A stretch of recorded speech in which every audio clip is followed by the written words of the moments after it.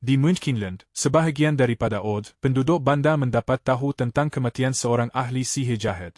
Akhirnya, Galinda, turun dalam gelembung, mengumumkan kepada orang ramai yang berkumpul bahawa penyihir jahat barat sememangnya telah meninggal dunia. Semua orang kelihatan gembira, dan selepas meraikan dengan tarian, seorang gadis menyoal Galinda tentang asal-usul kejahatan. Galinda rasa itu soalan yang bernas, soalan yang sering membingungkan orang ramai kerana asal-usul kejahatan, sama ada semula jadi atau dikenakan, masih tidak pasti. Pada ketika itu, Galinda menceritakan kisah hubungan sulit ibu penyihir jahat dengan seorang jurujual keliling, walaupun dia berkahwin dengan Gubernur Münchkinland, Trop. Ibu ahli sihir itu hamil akibat hubungan sulit ini, walaupun Trop selalu menegaskan bahawa anak itu adalah anaknya. Trop kelihatan kecewa apabila melihat bayi yang baru lahir isterinya berkulit hijau. Sewaktu dia mengarahkan jururawat untuk membawa bayi itu pergi, dia mula meron, dan objek-objek kecil di dalam bilik tiba-tiba terangkat ke atas. Walaupun terkejut, Trop tetap berkeras untuk tidak berjumpa dengan anak perempuannya, Elphaba.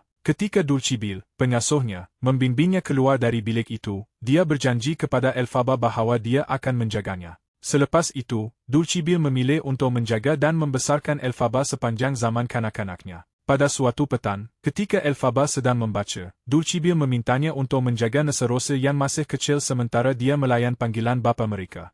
Elphaba nampak gembira dengan ini dan menawarkan Nessarose sekuntum bunga sebelum bertanya jika dia berminat untuk menyaksikan sesuatu yang luar biasa. Berkongsi halaman daripada bukunya, Elphaba menceritakan kepada Nessarose kisah ketibaan ahli sihir Odian hebat dengan belon dan pembinaan kota Emerald yang berikutnya, didorong oleh kegemarannya terhadap Zamrud. Elphaba memberitahu Nessarose bahawa Wizard Oz mempunyai kuasa untuk mengabulkan hajat yang paling mendalam seseorang jika mereka berjaya menemuinya. Hampir serta-merta, sekumpulan kanak-kanak muncul berdekatan rumah itu dan mula mengejek Elphaba kerana penampilannya. Nessarose menangis apabila mendengarnya, mencetuskan kemarahan Elphaba. Selepas itu, dia melayangkan beberapa batu menggunakan kebolehannya dan menghumbankannya ke arah kanak-kanak itu. Pada saat itu, Trop muncul dan mendapati Nessarose sedang menangis. Dia menuduh Elphaba, membayangkan yang dia mungkin telah mencederakan kakaknya, yang mengecewakan Galinda. Sambil membimbing Nessarose masuk semula ke dalam, Dulcibel menenangkan Elphaba, mengatakan kata-kata Trop tidak sepatutnya diucapkan, walaupun Elphaba tetap kelihatan sedih.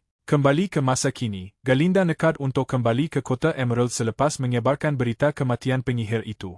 Sebelum dia bertolak, seorang penduduk kampung bertanya sama ada sabar angin tentang persahabatannya dengan ahli sihir itu benar. Menurut Galinda, jalan mereka pertama kali bersilang semasa mereka bersama di University Zeth. Kemudian, Galinda menceritakan pertemuan pertamanya dengan Elphaba, berkongsi cerita itu dengan penduduk bandar. Bertahun-tahun sebelumnya, Elphaba menemani Trop ke University Zeth untuk menghantar Nessarose, seorang pelajar baru. Sebahit sahaja melihat Elphaba, Galinda, seorang pelajar baru, kelihatan terkejut. Dengan sedikit jenaka, Elphaba bertanya jika ada sesuatu yang tidak kena dengan penampilannya, yang mana Galinda membalas bahawa dia kelihatan berbeza sahaja. Elphaba menegaskan dia dilahirkan dengan kulit hijau, menyebabkan Galinda melahirkan rasa simpati terhadap keadaannya. Tambahan pula, dia bercadang untuk menumpukan perhatian pada pengajian ilmu sihirnya, menawarkan perkhidmatannya kepada Elphaba sekiranya dia ingin melakukan transformasi. Walaupun Shenshen dan Pifani bangga dengan kebaikan Galinda, Elphaba menganggapnya sebagai penghinaan. Dia juga rasa pelik kenapa Galinda sanggup menawarkan diri untuk membantu orang yang tidak dikenali dengan tugas yang di luar kemampuannya. Sebelum Galinda sempat membalas, Trop menolak Nessarose masuk dan menuntut agar Elphaba berhenti menarik perhatian yang tidak diingini. Selepas itu, dia menghadiahkan Nessarose kasut perak itu, yang pernah menjadi milik arwah isterinya. Sebelum dia pergi untuk meletakkan hadiah itu di dalam beg pakaian kakaknya, Elphaba menyatakan rasa teruja yang sebenar untuk pengembaraan kakaknya yang akan datang di Zeth. Nessarose meluahkan yang dia akan merinduinya, sementara Elphaba membalas bahawa dia mungkin terlalu sibuk berseronok untuk mengingatinya. Tidak lama kemudian, pelajar-pelajar baharu diarahkan untuk masuk ke kawasan sekolah. Melihat Nessarose masuk seorang diri, Trop meminta Elphaba untuk memastikan keselamatannya kerana kesejahteraannya adalah yang terpenting. Selepas itu, dia masuk ke sekolah dan mendapati Presiden Shiv memperkenalkan Dr. Dilamont, Ketua Jabatan Sejarah, dan Madame Moribli, Dekan Pengajian Sihir, kepada para pelajar. Elphaba percaya Nessarose akan membenci kehadirannya kerana sifatnya yang berdikari, namun Trop menuntut kepatuhan. Selepas ucapan perangsangnya berakhir, penuh dengan harapan tinggi untuk para pelajar, dia mengarahkan pengetua Chodle untuk membimbing mereka mencari tugasan asrama dan penempatan bilik mereka. Walaupun semua orang bersorat untuk para profesor, ketibaan Madame Moribli nampaknya lebih menimbulkan rasa kagum. Ketika Madame Moribli keluar dari auditorium, Galinda menghampirinya, meniru tindakan Cik Chodley. Seterusnya, dia menyatakan hasratnya untuk mendaftar dalam seminar sihir Madame Moribli, walaupun profesor itu menyatakan pelajar baru hanya diterima di pertengahan semester dalam keadaan yang luar biasa. Sementara itu, Cik Chodley ternampak neserose dan menyedari bahawa dia adalah anak perempuan Gubernur. Galinda cuba merayu, tetapi Madame Moribli tidak menghiraukannya dan beredar. Ketika dia menggambarkan jangkaan keseronokan neserose di sekolah, kemunculan Elphaba yang tiba-tiba mengejutkan Cik Chodley. Neserose mempersoalkan kehadiran Elphaba yang berterusan, dan Elphaba membalas bahawa ayah mereka mengarahkannya untuk memastikan adiknya terbelah dengan sewajarnya. Walaupun Cik Chodley menawarkan bantuannya, Neserose menolak sebarang pertolongan. Menyabaikan rewannya, Cik Chodley menolak Neserose pergi, membangkitkan kemarahan Elphaba, yang melepaskan majinya, melontarkan objek secara telekinetik sehingga adiknya dikembalikan.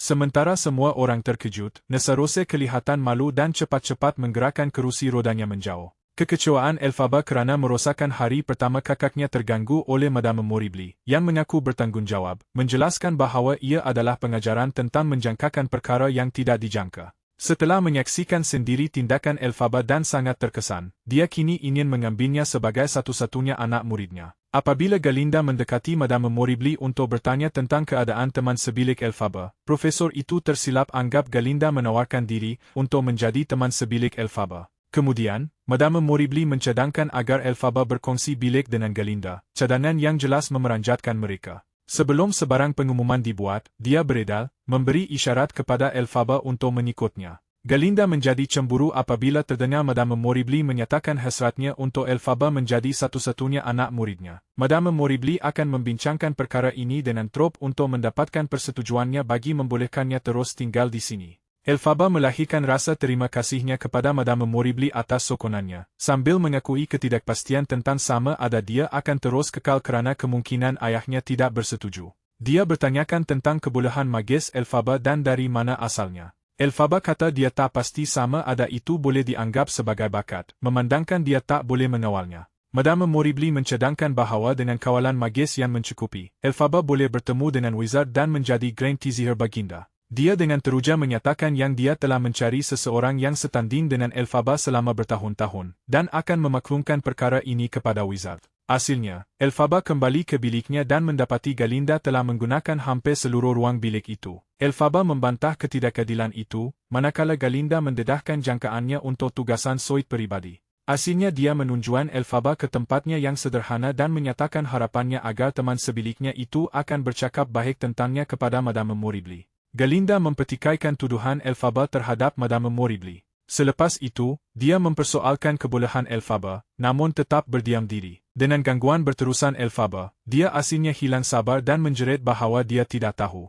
Tingkap itu pecah berkecai, membuatkan Galinda terkejut besar. Walaupun begitu, kedua-dua gadis itu kelihatan tidak serasi, masing-masing mengejar aktiviti yang berbeza. Pada hari berikutnya, gadis-gadis itu menghadiri kelas Dr. Dilamont bersama pelajar-pelajar lain. Sepanjang kelas, Dilamont berulang kali memanggil Galinda dengan Gulinda, yang sangat menjengkelkannya. Elphaba membela Dilamont, menegaskan bahawa walaupun dia bergelut dengan namanya, dia berbeza daripada yang lain. Kemudian, dia membincangkan kedudukannya yang unik sebagai satu-satunya guru haiwan di sekolah itu, akibat daripada penolakan haiwan yang meluas. Dia menjelaskan lagi bahawa haiwan dan manusia pernah hidup bersama secara aman, sebelum haiwan dituduh secara tidak adil atas kemarau dahsyat yang menimpa kerajaan itu. Di tengah-tengah pengajaran, dia membalikan papan hitam dan mendapati mesej yang menghina haiwan. Dilamont kelihatan marah dan kecewa dengan perkara ini, dan apabila dia menuntut untuk mengetahui siapa penulisnya, tiada seorang pun pelajar yang menjawab.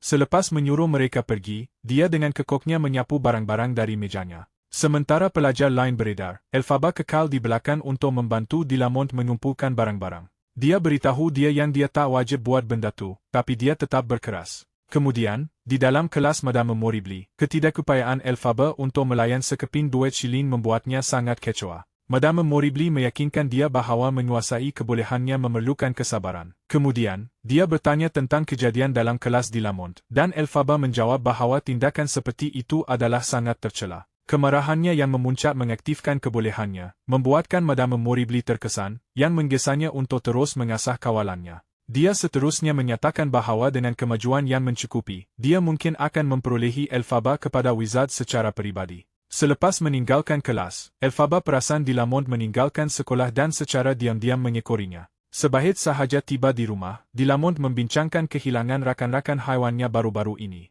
Tiba-tiba, Elphaba bersuara lantang, memberi amaran kepada haiwan-haiwan tentang kehadiran penceroboh. Dia selanjutnya menyatakan tren membimbangkan di mana manusia membungkam haiwan, yang mana sebahagian daripadanya sudah kehilangan keupayaan untuk bersuara. Selepas semua orang lain sudah pergi, di Lamont perasan Elphaba dan menjemputnya masuk ke dalam. Dia kemudian mendedahkan dia terdengar perbualan mereka dan mempersoalkan kemungkinan ia berlaku. Di Lamont menegaskan ini sudah pun berlaku, menyebabkan Elphaba berasa sedih. Dia kemudian menekankan keperluan untuk memaklumkan kepada ahli sihir, tetapi di Lamont menasihatinya agar tidak mendedahkan penemuan sebelumnya kepada sesiapapun.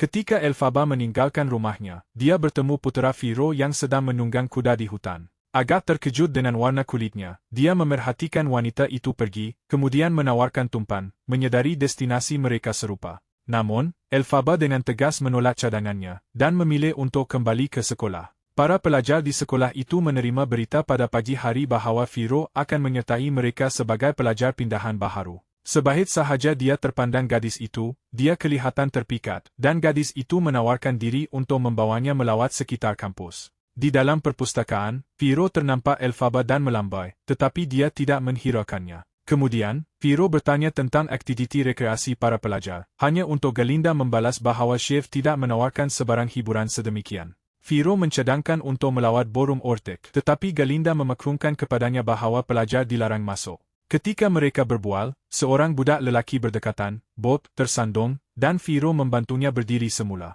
Bob kemudian mendakwa yang dia terdengar perbualan mereka, sambil menambah bahawa Chef melarang pelajar pergi ke bandar selepas kelab. Kemudian, Bob memberitahu Galinda tentang keinginannya untuk menari dengannya di parti itu. Firo, nampaknya tidak kisah, menolak ajaran sekolah dan menjemput para pelajar ke parti di Dewan Ballroom Oztek malam itu. Bob menyimpan perasaan yang tidak berbalas terhadap Galinda, yang mana hatinya tertambat pada Firo. Daripada mengakui perasaannya terhadap orang lain, Galinda mengalih perhatian Bob, mendesaknya untuk mengajak Nessarose menari. Setelah mendengar dia berkata yang dia akan menganggap Bob sebagai hero jika dia melakukannya, Bob berikrar dia akan lakukan apa sahaja untuknya. Pada saat itu, Bob menghampiri Nessarose untuk mengajaknya menari, dan dia kelihatan gembira. Tidak lama kemudian, Nessarose bertemu dengan Elphaba dan memaklumkan kepadanya bahawa dia bercadang untuk menghadiri tarian itu pada malam nanti. Dia juga menyatakan bahawa Galinda telah memudahkan dia untuk mendapatkan janji temu, kerana Bob mendedahkan bahawa Galindalah yang memujuknya untuk mengajak dia keluar.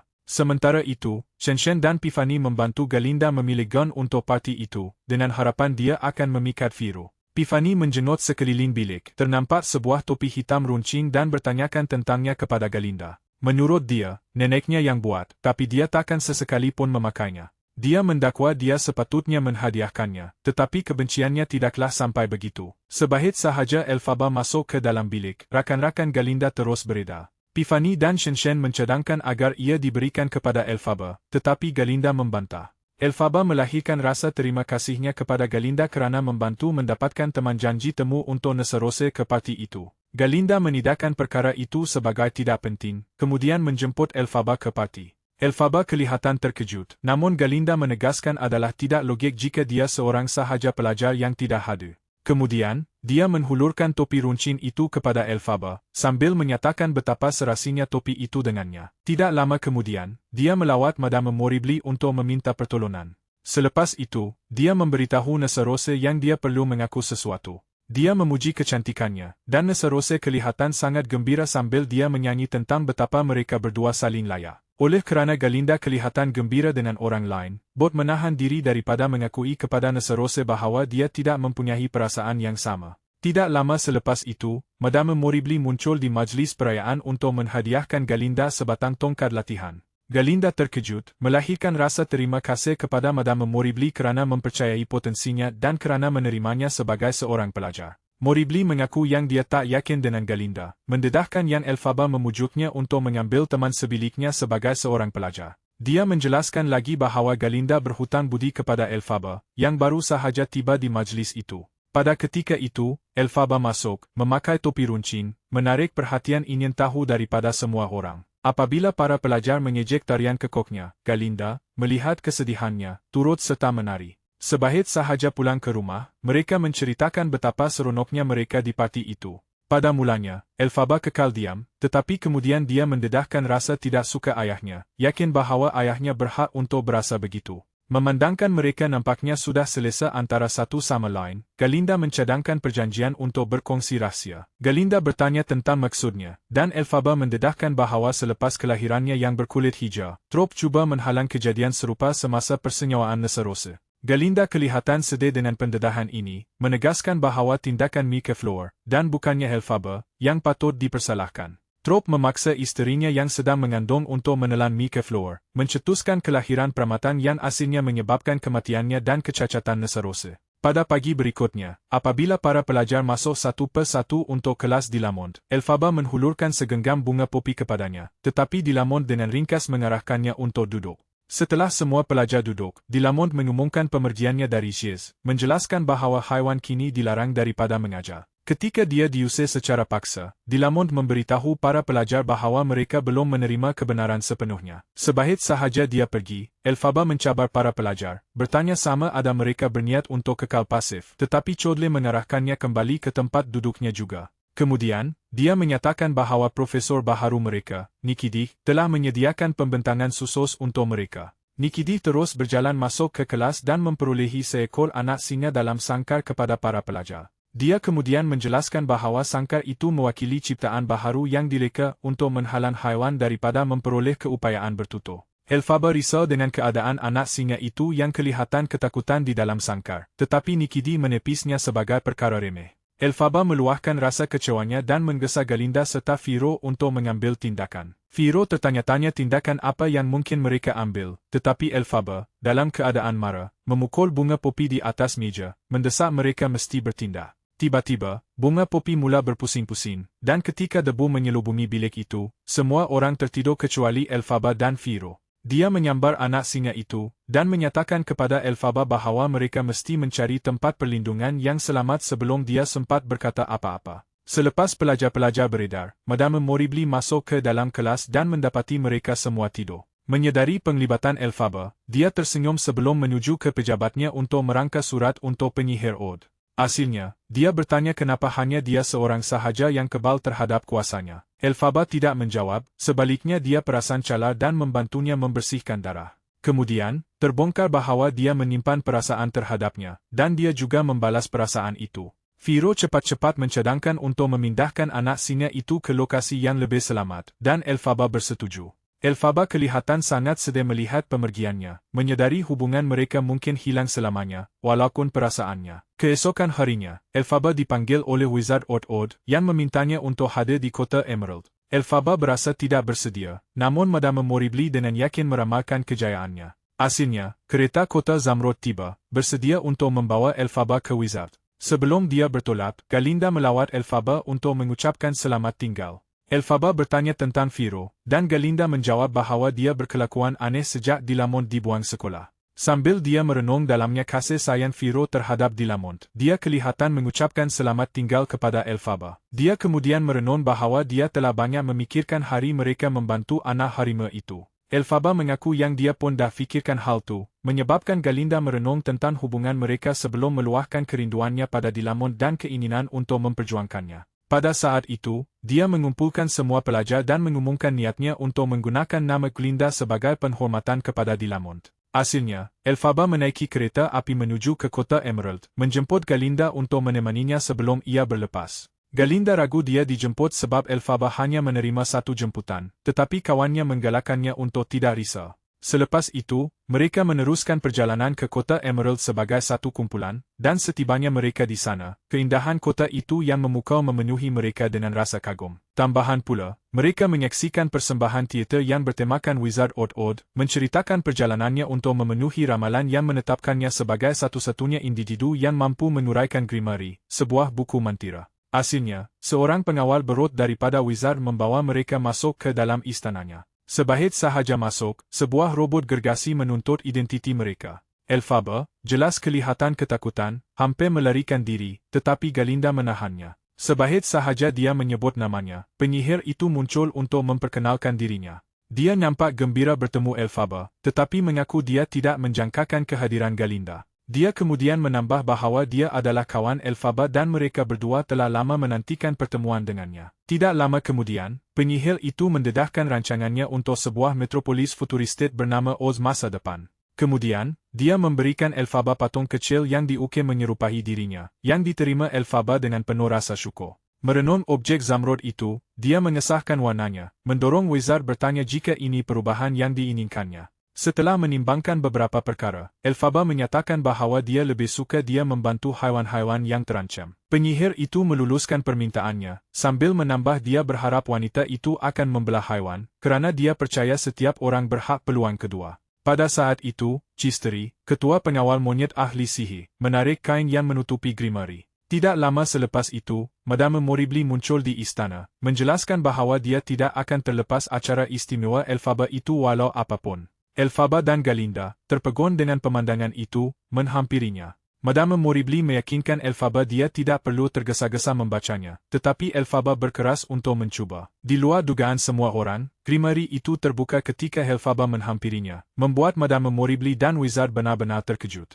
Ahli sihir itu kemudian bertanya kepada Madame Moribli tentang mantra pertama yang dia mahu Elphaba cuba. Tiba-tiba, tulisan Grimari menyala dengan cahaya, menyebabkan Madame Moribli meyakinkan Elphaba bahawa ketidakupayaannya untuk mentafsirnya tidak penting, kerana buku itu ditulis dalam bahasa mantra purba yang telah dilupakan. Di dalam kelas, Madame Moribli sedang mengajar ilmu mengangkat objek, dan ahli sihir mengalih perhatian Elphaba kepada minat Chisteri terhadap pemerhatian burung.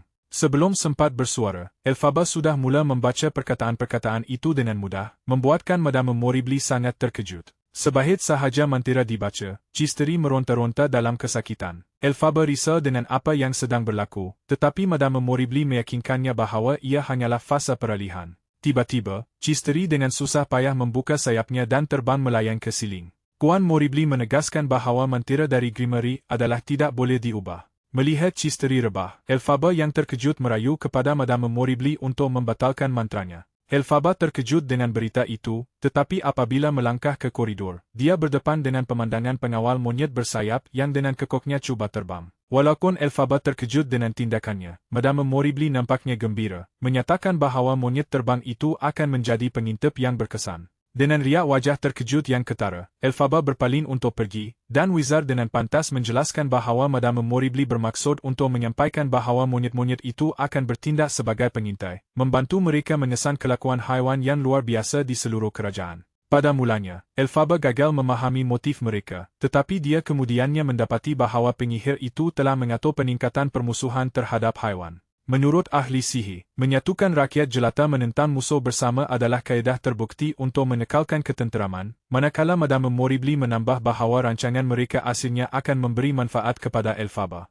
Bertanya mengapa yang lain tidak menjadi perisik, dia menghulurkan Grimari itu kepada ahli sihir, memohon agar dia membacanya. Walau bagaimanapun, dia tidak mempunyai keupayaan untuk berbuat demikian, mendedahkan kepada Elphaba ketidakberdayaannya dan penipuan yang telah dilakukannya terhadap penduduk Hod. Walaupun tercedera, Madame Moribli menggesa dia untuk mempertimbangkan masa depannya. Galinda menggesa Elphaba untuk menghiraukan kata-kata mereka, dan sang penyihir membayangkan masa depan di mana mereka semua boleh tinggal di kota Emerald dengan harmoni. Walaupun Galinda nampak gembira, Elphaba menolak untuk bekerjasama dalam mengelirukan orang ramai dan membahayakan haiwan lagi. Jika Galinda berharap untuk menyelamatkan masa depannya, Madame Moribli menyisytiharkan sambil dia bergegas keluar dari istana, dia mesti membawa Elphaba kembali. Berharap untuk mencari Elphaba, Galinda bergegas pergi, sementara Madame Moribli mengerahkan monyet bersayap untuk menghalangnya daripada melarikan diri dari bandar jika mereka ingin bersatu semula dengan keluarga mereka. Penyihir itu juga memerintahkan pengawal-pengawalnya untuk mencari seorang pelarian yang bersembunyi di dalam bandar.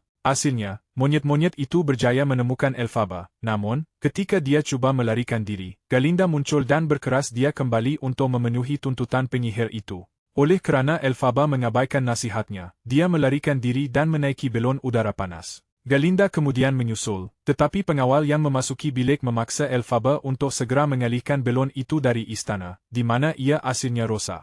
Selepas berjaya melarikan diri dengan selamat, Galinda menggesa Elphaba untuk bertenang dan mendengar kata-kata Madame Moribli dan penyihir di bilik sebelah. Elphaba mengisytiharkan dia tidak akan sesekali terlibat dalam hal itu, sambil menambah dia tidak terkejut Galinda bersekutu dengan mereka, didorong semata-mata oleh cita-citanya yang tidak pernah puas. Walaupun Galinda menafikannya, pertengkaran mereka diganggu oleh pengumuman seluruh bandar oleh Madame Moribli yang memberi amaran kepada semua orang tentang kejahatan Elphaba yang didakwa. Kekecewaan Elphaba jelas terpancar apabila Madame Moribli mengasiri pengumuman itu, melabelkannya sebagai penyihir jahat. Dia selanjutnya mendakwa kulit hijau Elphaba mencerminkan jiwanya yang rosak dan menuduhnya sebagai punca kecacatan rupa monyet-monyet itu. Galinda kemudian memegang tangannya, mencadangkan agar dia kembali untuk meminta maaf. Tambahan pula, dia meluahkan rasa penatnya untuk sentiasa memenuhi jangkaan orang lain, dan lebih memilih untuk bergantung pada pertimbangannya sendiri. Dia mendakwa Elphaba masih boleh memiliki segalanya bersama Wizard, tetapi menyatakan tidak berminat. Setelah tiba di puncak bangunan, dia sedar pengawal-pengawal itu masih meneruskan pencarian mereka. Oleh itu, dia mengambil semula Grimoire dan membaca mantira, dengan harapan untuk menumbuhkan sayap. Sebuah penyapu tiba-tiba meluru ke arah Elphaba, dan dia kelihatan terkejut. Galinda kemudian menasihatinya, mencadangkan dia mungkin terlebih anggar kuasanya. Sebahit sahaja Elphaba menggenggamnya, dia menggesa Galinda untuk menyertainya, mencadangkan mereka boleh mencapai perkara-perkara hebat sebagai satu pasukan. Melihat Elphaba menggigil, Galinda segera menyelimutkannya dengan selendang gelap. Selepas itu, Galinda melahirkan harapan agar Elphaba menemui kebahagiaan dalam keputusannya untuk melarikan diri dari kota Emerald.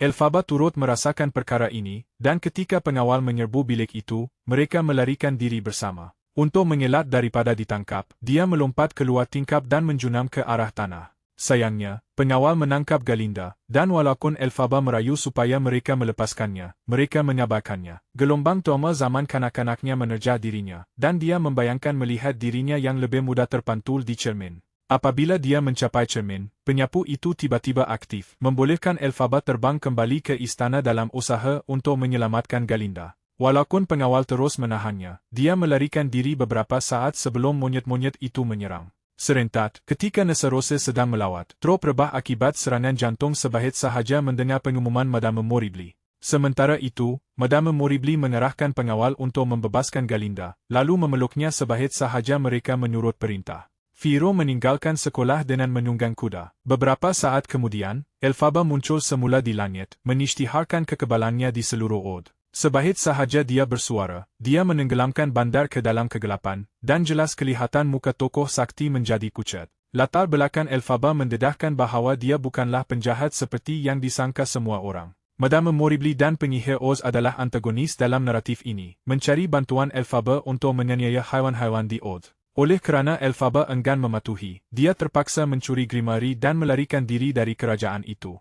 Adakah anda percaya Elphaba betul menolak Od? Adakah anda rasa Galinda lebih bermotivasi oleh keinginan untuk menarik perhatian Madame Moribli berbanding menjadi kawan yang baik?